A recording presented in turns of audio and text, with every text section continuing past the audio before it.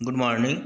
Welcome to online class से GPS. बच्चों, आज जो है अपन अर्थशास्त्र में कक्षा 11वीं के लिए अर्थशास्त्र में ध्यान देंगे। आज जो है अध्याय अपन का आज का 5वां पढ़ेंगे, आंकड़ों का संगठन एवं व्यवस्थितीकरण, मतलब ऑर्गेनाइजेशन ऑफ डाटा। जितना भी हम कार्य करते हैं इसमें डाटा, उस आंकड़े को एकत्रित करने के बारे में से डाटा का संकलन पढ़े थे इससे पहले।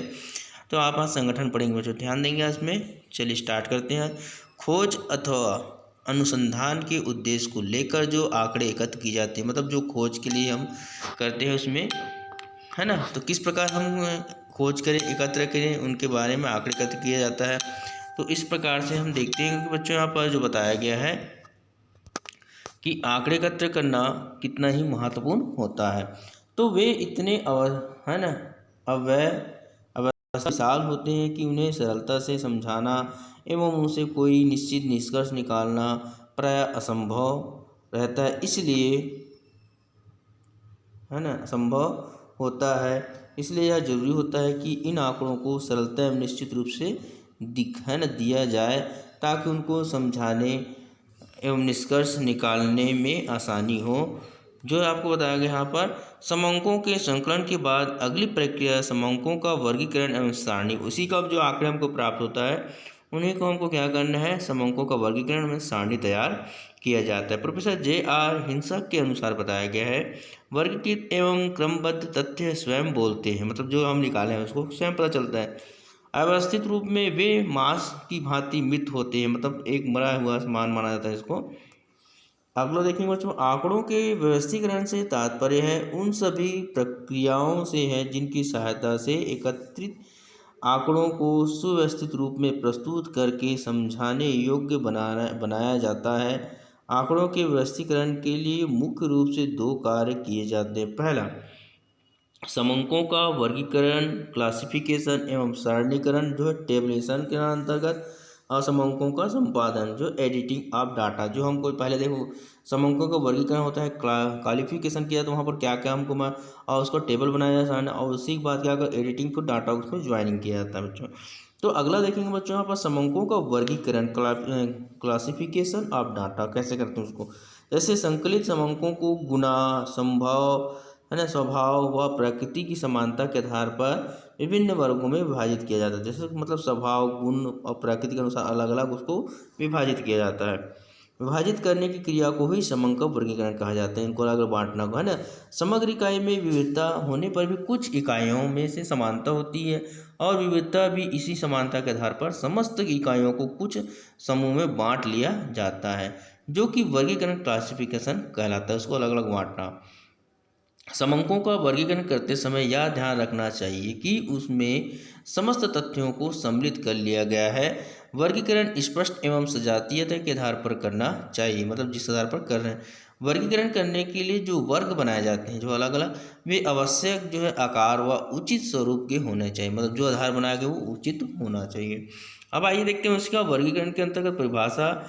L.R. कानर के अनुसार जो बताया गया है, वर्गीकरण वस्तुओं को समूह अथवा वर्गों में उसकी समानता और सजाती के अनुसार क्या करना चाहिए, व्यवस्थित करने की एक प्रक्रिया है, जो इकाइयों को विभिन्न भिन्नता के बीच में अनेक गुणों की एकता को व्यस्त करता है वहाँ पर।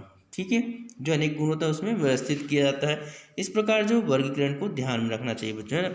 अब आइए देखते हैं इस पाठ के बाद अगला जो है, जो बताया गया आपको वर्गीकरण के मुख्य लक्षण के अंतर्गत। तो पहला देखेंगे यहाँ पर बच्चों, यहाँ पर वर्गीकरण द्वारा समंकों को विभिन्न वर्गों में विभाजित किया जाता है, वर्गीकरण को, ठीक है, उनके आंकड़े के द्वारा। दूसरा है, यह वर्गीकरण समानता, सादृश्यता अथवा किसी गुण के आधार पर होती, मतलब किसी के महत्व के आधार पर उसको गुण इसमें रहते हैं। तीसरा, यह विभाजन यथार्थ रूप में अथवा काल्पनिक रूप में होता है, दोनों यथार्थ में और काल्पनिक कल्पना के माध्यम। चौथा है, यह पदों की विभिन्नता के बीच की उनकी एकता को व्यक्त करता है, कितने वहाँ पर प्राप्त हुए। ये हो गया आपका वर्गीकरण के चार लक्षण या गुण, ठीक है बच्चों। दूसरा है वर्गीकरण के उद्देश्य, ऑब्जेक्ट ऑफ क्वालिफिकेशन। तो वर्गीकरण के निम्नलिखित उद्देश्यों के निम्न है ना जो है आपको बताया गया है। पहला, वर्गीकरण के द्वारा जो उद्देश्य होता है, वर्गीकरण के द्वारा अनावश्यक समंकों को छोड़ दिया, जो वहाँ पर उपयोग नहीं उसको छोड़ दिया जाता है, उनको मेन उद्देश्य, ताकि समंकों को सरलता समुचित बनाया जाए। जो हम आंकड़े में मिलते हैं उसके द्वारा हमको सरलता से बनाया जाए। दूसरा है वर्गीकरण समूहों की समानता व असमानता को स्पष्ट करता है, मतलब वर्गीकरण के द्वारा पता चल जाता है कि पूरा समान है असमानता है करके। तीसरा है वर्गीकरण से समूहों की तुलना करने में सहायता मिलती है, मतलब उनके जो आंकड़े हमको जानकारी प्राप्त होता है। चौथा है वर्गीकरण से समूहों को नियमित एवं बोधगम्य बनाया जा सकता है, सरलता बनाया जा सकता है उसमें। पांचवा है वर्गीकरण से समूह की इकाइयों में निहित भिन्नता एवं एकरूपता को स्पष्ट किया जा सकता है। छठवां देखेंगे बच्चों, वर्गीकरण से निर्णय लेने में सहायता मिलती है। सातवां वर्गीकरण सांख्यिकी विधियों के लिए आधार देता है। ठीक है बच्चों, तो इस प्रकार आपको पढ़ेंगे गया है आपको उद्देश्य के अंतर्गत वर्गीकरण के अंतर्गत। अब आते हैं नेक्स्ट जो बताया गया है आदर्श वर्गीकरण की विशेषताएं, characteristics of the ideal qualification. तो एक आदर्श वर्गीकरण में निम्नलिखित विशेषताएं होनी चाहिए। पहला जो है उद्देश्य की अनुरूपता, मतलब वर्गीकरण का स्वरूप अनुसंधान के रूप में और उद्देश्य के अनुरूप होने चाहिए। जो हम खोज कर रहे हैं उसको वर्ग रूप का उनके उद्देश्य के अनुसार होना चाहिए। इस उद्देश्य की पूर्ति के लिए वर्गीकरण के आधार पर वर्गों के गुना आदि की परिभाषा, वर्गों की संख्या आदि सभी इस बात को ध्यान में रखकर निर्धारित करना चाहिए ताकि वर्गीकरण के अनुसंधान के उद्देश्य की पूर्ति हो। ये होता है आदर्श वर्गीकरण की विशेषता के अंतर्गत। दूसरा देखेंगे असंदिग्धता, मतलब उसको संदिग्ध ना होने पर, जैसे वर्गीकरण की योजना में वर्ग स्पष्ट सरल तथा असंदिग्ध होनी चाहिए ताकि इस बात में कोई संदेह ना रहे कि कोई पद किस वर्ग में रखा जाए, मतलब संदिग्ध जो रहते हैं है ना, असंदिग्ध रहना चाहिए, मतलब हमको जानकारी है। अब आता है सजातीय। तीसरा, किसी वर्ग विशेष का प्रत्येक पद उस गुना के अनुसार होना चाहिए जिसके आधार पर वर्गीकरण किया जा रहा है, मतलब एक माध्यम होना चाहिए सजाती के।